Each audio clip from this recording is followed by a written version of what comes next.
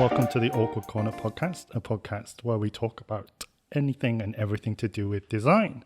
I'm Stephen, and with me again today is Amy. Hello. And SJ. Hello. Hello, everyone. How are we? Good, thank you. Yeah, all good? Yeah. How are you? I'm super. Episode 5. Episode 5. 5 already. I know, right? They're letting us carry on. Yeah, I know. I'd say we're prolific at this point. Yeah. Prolific. We're very good. Yeah. So today's topic, art. Big one. This is serious talk, maybe. Yes. A little bit. It's quite broad as well. It is quite broad, isn't it? Just a wee bit. And how are we coming at this? Because obviously, how long's a piece of string with art? But Amy, you got thoughts on this? I've got thoughts. Let's have some. Well, I think I've got some questions actually. Before we move on to talking about art in the broader sense in terms of design, I've got a few questions that I thought we could tackle to start with. So the first one is, how should we use art? And I know that again is in itself is very On broad. the wall. But if we're talking from our very good. If we're talking from our experiences as interior designers, how should we be using art? I don't mind. I'll answer this. Apart from on the wall, I would use it. I always use it conceptually in terms of I like a piece of artwork that you can build a theme around potentially. And that could be residential or commercial for that matter, if it's a really striking piece of art, or a collection. I love an art collection where you can build a theme around. I think it can anchor a scheme as well. It definitely can, yeah. It can become a focal point. Pull it all together and you pick different elements out, but yet it all still relates back to that. I think it's a reflection, especially within a residential context. It is a reflection of the client's personality, character. I think in a space, particularly in a space that you're spending a lot of time in, it encourages dialogue. So it sort of inspires our imaginations. It helps you understand the perceptions and reality. It just teaches people how to be creative, because I think it is open to interpretation. I think art is even more subjective than interior design. That's very true.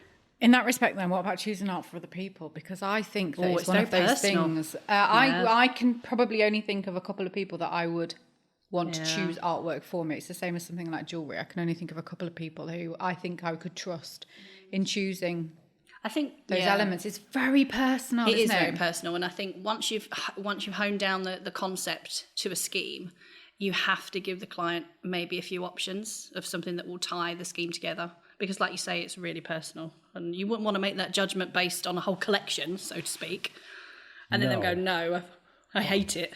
I wouldn't want to do that. I wouldn't want to choose art for anyone. I think because it's such a personal thing, I'd sooner them either have it to begin with, or if they don't know what they want, I'd design a scheme for someone, and then they can add the art to it. Here's a question though: you see lots of interiors that don't have a lot of art in them. Would you say they look unfinished because there is no artwork? Depends what you define as art, though, doesn't it? And it also depends on the space, doesn't it? Surely. Because the obvious one is minimalism. Yeah. And you don't often see, you might find a bit of sculpture or something, but you generally don't see much adorning the walls or surfaces, whatever. But that fits with the context maybe of that. Not to say you can't have minimalist art, because that's a whole thing in itself. But I do think sometimes that art can really kind of finish a room. And that, again, both commercially and residentially. It doesn't have to be specifically residential. But does it look unfinished if there isn't a lot of art in there? Again, I think that's highly personal. And dependent on the space, I think. Yeah, and the design. Maybe so. I mean, I don't think I know the answer to it myself, but I just think when you're introducing art, I think that's the difficulty of it, isn't it? How much of it is part of in interior design? How much it is part of the scheme to begin with, and how much of it is then almost an afterthought in some ways? Yeah, it's true. It's the definition between whether the art becomes part of the concept or whether it's an accessory to the concept, and it adds sort of the finish, the texture, the colour, and it then becomes part of the scheme. Whereas if you're designing for a client that has a real interest in art and already has an art collection, then your concept is going to be based around that art collection. Yeah, and makes it much easier. Yeah. Or harder, depending on what it is, the collection. That leads into my next question quite nicely then. So art as inspiration, using art to develop a concept for somebody that potentially has already got a collection, or if someone has, even just one piece. Yeah, I think it's a nice starting point. It gives you an interest, it gives you a colour palette. I mean, just those two things alone. Yeah, it's the abstract nature I like of that, where you've got a million different ways actually you could take it and go back to the original piece. I think it would be easier to do it with paintings than it would be sculpture, because I think sculpture is something else in itself where art's concerned. Yeah, I think it's more focused on form, isn't it? So when you think about sculpture, I always think about architectural detailing, and that kind of how form can inform a space, so to speak. Whereas paintings, should we say, or artwork in that form, it can be a lot more conceptual, can't it? Yeah, I think that the more abstract, the better the scheme, even though it's relating back to the artwork, because actually a good piece of design, you wouldn't necessarily know it's come from the artwork. No, of course you wouldn't. I'd like to think. Otherwise, you just think it ties in really well. Yeah, but I think that's the same with all concept, isn't it? Otherwise, it becomes kind of theme park-esque, doesn't it? How do we feel about standardized art then? Do you know what I mean by that? No. The kind of IKEA. Yeah, I was going to say that. Okay, so like Athena posters. Going back some time there, I but used to love Athena. Yes, that kind of thing. I am not a snob when it comes to art of any form, and I think that it's all about what is accessible. And I think that not everybody can afford to go out and spend a lot of money on artwork. Therefore, we shouldn't criticise or belittle anything that allows people to create the same feel by going to IKEA and buying a babysitting in a flower or whatever it is that they sell in IKEA. I'm going to really offend everybody then and say I really hate it. I can't. Just that, or just prints in general. I would back what you say in terms of someone choosing. Obviously, not everyone can afford real, like I say real art, but like made art. Like a canvas type. So having a print's not an issue, but have something you really love. Yeah. Still. Find out artists you like. Look at like what's out there. That's two different issues though. That's people buying art for art's sake, and people who can, I'm talking about people that can't necessarily afford to go out and buy big pieces of art, but they might go into IKEA and they might still see something that they really, really like. I don't know, you see. I don't know about that because I think it's very easy to get caught up in the whole like, well, that's a nice piece of art. IKEA is selling it, or I don't know, M&S is selling it, or whoever it is. Do Marks and Spencer they do sell prints? some art, yeah. I never knew that. I'm so middle class. Or John Lewis, there we are. But it's that point. I still think that lacks some kind of imagination. And I really am sorry if I've offended people here. But you should still want to put on your walls what you like, whatever you can afford. Yeah, I agree with that. So here we go then.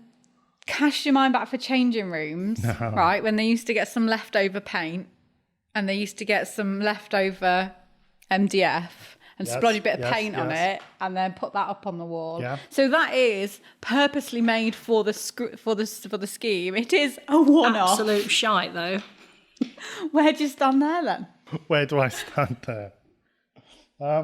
Because I would argue that that's worse. I don't know if it going is. to IKEA and buying a baby in a flower. I don't know if it is because... Why? Because somebody's made it. Yeah.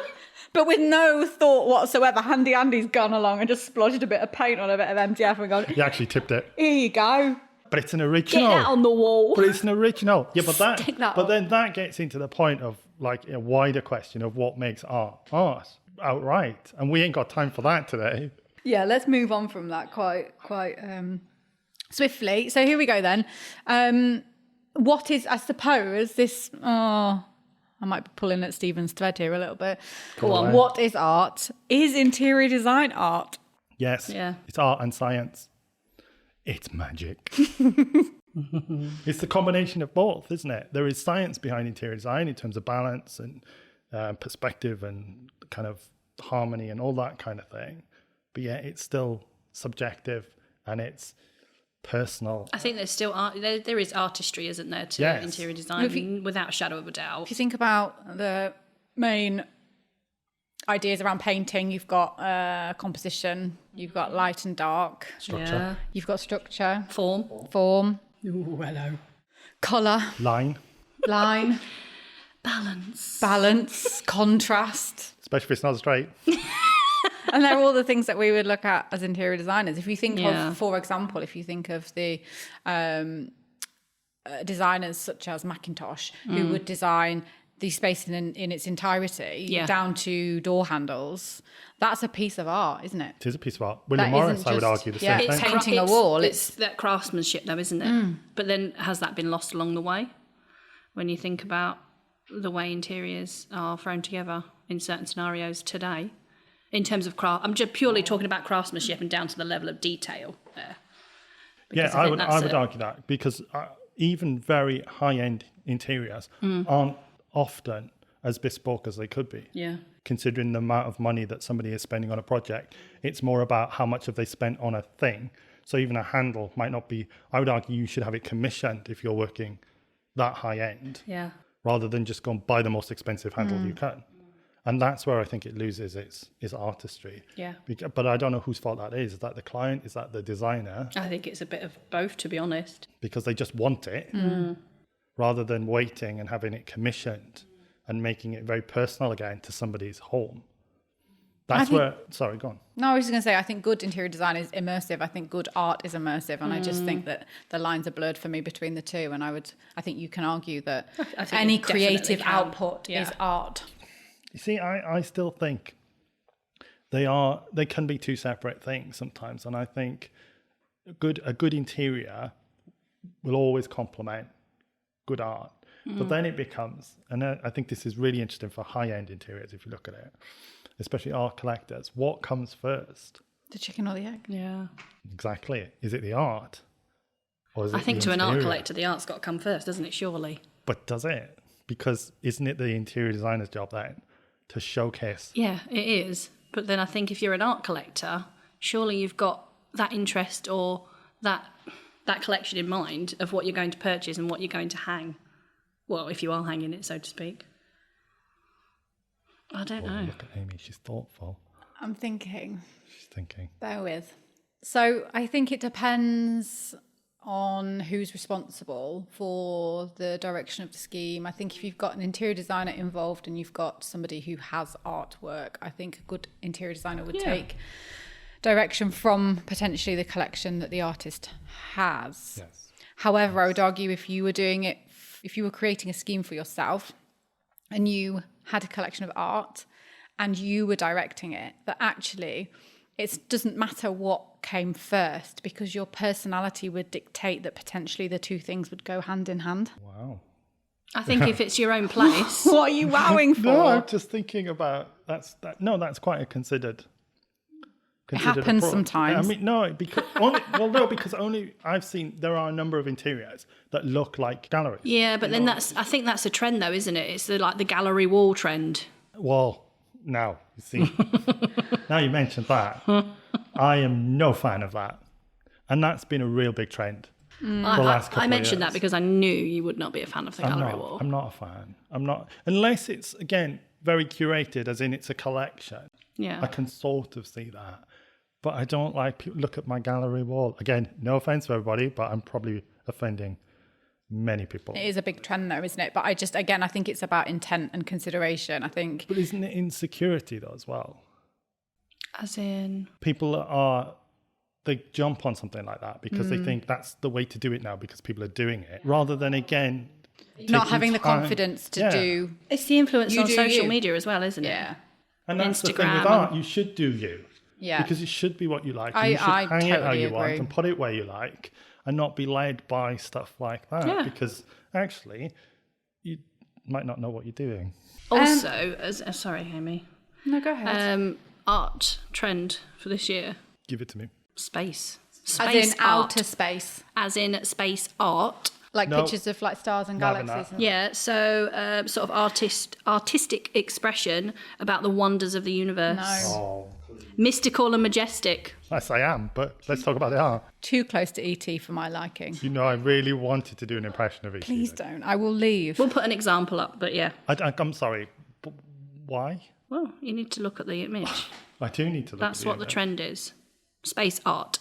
That just feels like people have run out of stuff to say. Yeah, I can't quite see where that's come from. And again, why do you need a trend? Well, again, it's going back to that whole gallery wall thing, isn't it? Yeah, I don't believe that the art that we select should be dictated by a trend. I think, again, it's personal, isn't it? Well, people will, won't they? People will put This it on time the wall. next year, you'll walk into people's homes and you'll see lots of space art. And then in another year's time, I'll see it in the charity shop. Yeah. Because, and I can't, that's what I can't. I love going to the charity shop and they, find like paintings of like ducks or like a King Charles Spaniel with a bow tie on. Yeah. I absolutely love that. I'll look out for that. Keep an eye out. Well, But then, that's your interest. That's what you like. yeah.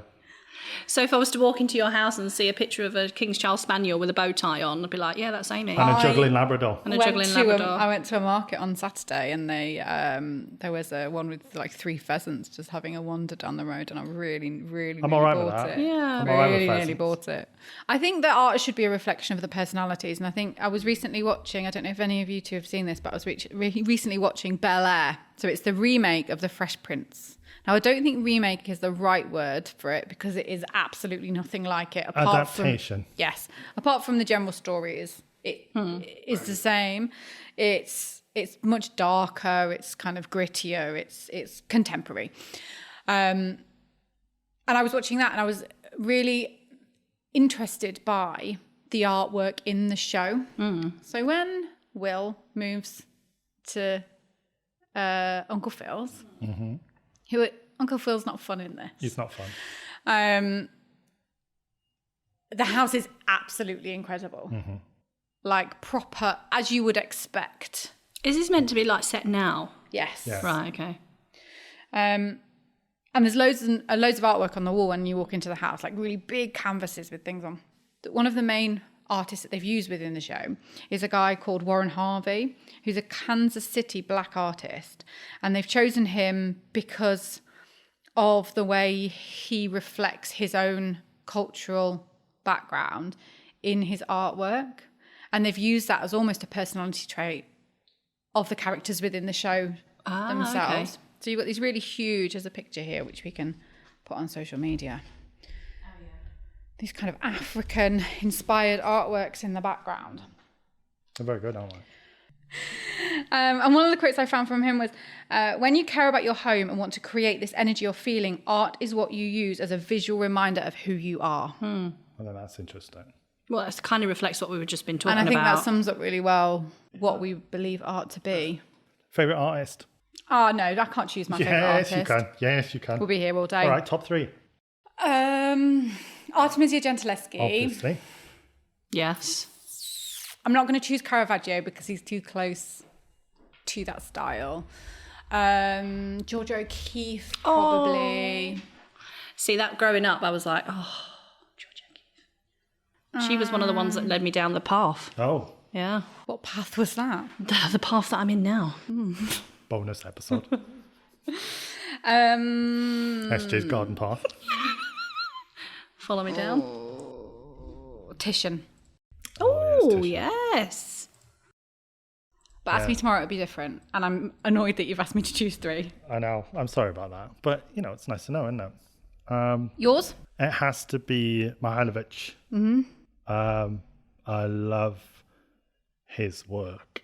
And I got to his work through Zaha Hadid Yeah. because of the paintings that she used to do and the kind of stuff that he's done. Or certainly part of his, not all of his stuff, but it's the Supermatist, I think.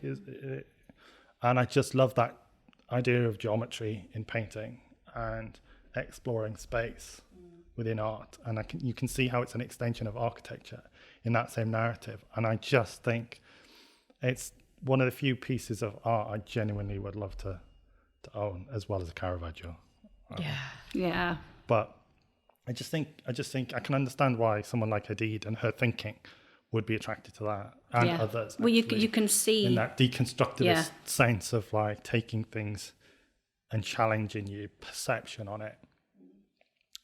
His very famous one is the black square, which my mother doesn't get at all. Why has he painted a black square? It's like a test swatch. I recently saw Klein's blue canvas. Yeah. Mm-hmm. And there was lots of people standing in front of it going, I don't know what I'm looking at. And it is a bit like that, though, isn't it? It is a bit like that. Yeah, you're right. Yeah, but then isn't that the purpose? I understand. To make you think about what you're actually looking at. What's your interpretation? The concept and thought process behind it, but ultimately it is just a canvas painted blue. And that's interesting, isn't Rothko it? Rothko gets a lot of that as well, doesn't he? Let's not talk about Rothko. Okay. Why?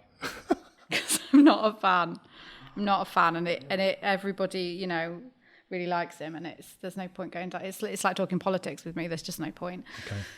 Moving on. Moving on. House is full of it. Such a hypocrite. Okay, so benefits of using art in interiors. Why do we do it? What does it add?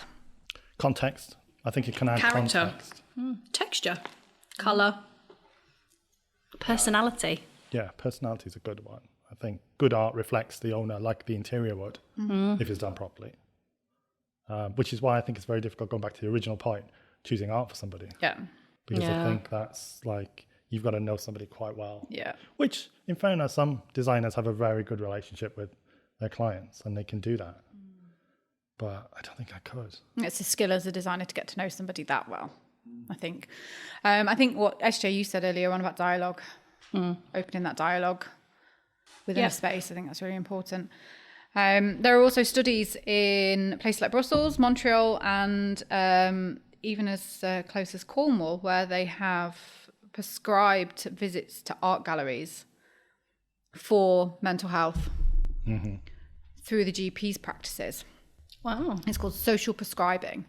And because it's proven to have I've heard of that, a benefit on your mental health. So we are very,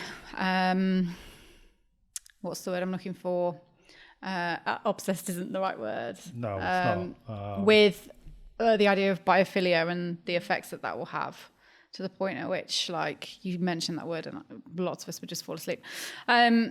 But art is proven to do exactly the same thing. So why aren't we celebrating art in the same way that we're celebrating a living wall, for example? When you think about that, just what you've said there, I think the artist that springs to mind is Monet. Yeah. I think that just encompasses, that sort of deep train of thought and getting lost in a painting. I don't like Monet.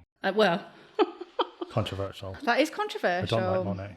I think it's the... commercialised. I don't like Picasso. There, I said it. Although I'm a lover of Kandinsky. Oh, yeah. I saw the Kandinsky exhibition at the Did Guggenheim. you? Yes, very good. Took lots of pictures. We'll have to show. I think it comes back to when you talk about biophilic, I think, again, it's a confidence thing. People can put plants in their house and feel all right. No, you're right, though. You can go to B&Q and you can buy yourself 3 pot plants. But then it's understanding what plants are going to be more beneficial, and especially what plants are better in certain rooms. Yeah. Yeah, there is a science behind it, which is probably why all of my houseplants die. That's why I don't have any. But I think that's the challenge of art, though, isn't it? That's why people go to IKEA and buy art off the shelf. Because they have that insecurity about putting something. And actually, that's why they don't get the benefit then of actual having good art, which makes them feel touché, good, and want to take them somewhere else. Because good art should take you somewhere else if it's doing the right job. Even a Rothko, maybe. It makes you think, and all art is good if it makes you think in that sense. Do you have anything else for us? I have lots. Go on. I could talk about this all day. I need to. Tips then for using art in interiors. Have we got any good tips? Let me write these down. Okay, so I've got a few. Okay. Scale, not being afraid to use large scale pieces. I like Also, do you think, just talking about scale, do you think the larger the piece, the more expensive it looks or feels. Yes. Because if you think about... I mean, unless it is handy Andy that's just splodged some paint on some MDF. I'm sorry, Andy. When you think about, say, for example, a gallery wall with lots of like smaller pictures and, you know, placed in a very strategic way in comparison to one large canvas. You know, when you think about the concept, why you've picked that, the comparison between the two, I think would always allude to... Wow, that, you know, I think it's probably about perception. You probably do think that it is worth more, but it's not necessarily true. The case, is it? A bit like, you know, I mentioned a couple of episodes ago, getting too close to a Dali and getting told off by a security man. Yeah. That painting was probably worth a huge amount of money, but I had to get very, very close to it to see the detail. Yeah. But it's about something, particularly if you're not going to put a lot of artwork in, it's about something that has that visual impact, isn't it? Very selective. I would agree. That's why it's so important to know how to hang art in that sense as well. And how to light it. Yeah, because I think you could have a really lovely tiny painting and make a real thing of it. Yeah. Rather than have a really large piece. Yeah. Regardless of value. So I stayed in a boutique hotel in Wales. Where's this going? About 5 years ago. Now, I'm going to probably say this completely incorrectly. It is North Wales, so, you know. I don't care about the North Dolgellau. Dolgellau. That sounds about right. I don't think I did too badly there. No, you didn't. You did all right. And they were a couple that had retired from London. They were very arty. They had lots of influential art friends. And in this boutique hotel, we went into the bedroom. There was lots of paintings around, but there was this frame, probably A5 sort of size, the other side of the room, and it was one of those things, it caught your eye, but it was so small you couldn't necessarily tell what it was, but it drew you through the space. When I got there, it was, do you remember Banksy? Yeah. Did all those £50 notes and then he handed them out. I say all of the £50 notes. He didn't do a huge amount, a handful. It was one of those. Right. So they'd been given one of those Banksy £50 notes. So it was small. Yeah. But it had such an impact to the space. It added something, even when you weren't necessarily looking at it. It added that kind of vibe to the space. You knew then kind of the tone was set for that particular hotel. And I still remember that hotel, how it looked, was visually it what it was to the like. Wall? It was fixed to the wall. I was going to say. No more nails. You didn't lick it. I didn't lick it. I didn't lick that one. And you did leave it. I did leave it. Unless it was fixed to the wall, that's a brave move. It's still there. But yeah, I just think, but again, that's confidence, isn't it? Yeah. And it set the tone. But then, how many people do you think would walk in that space and think, why is there a picture? Why did they put a £50 note on the wall? Perhaps. Yeah. Big tippers. I think there's probably a particular audience that they market towards. True, yeah. That's fair. And Banksy is probably one like me that want to stay in boutique hotels in Dolgellau. Dolgellau. Oh, that's not close enough. It is close enough. It's North Wales, so don't worry about it.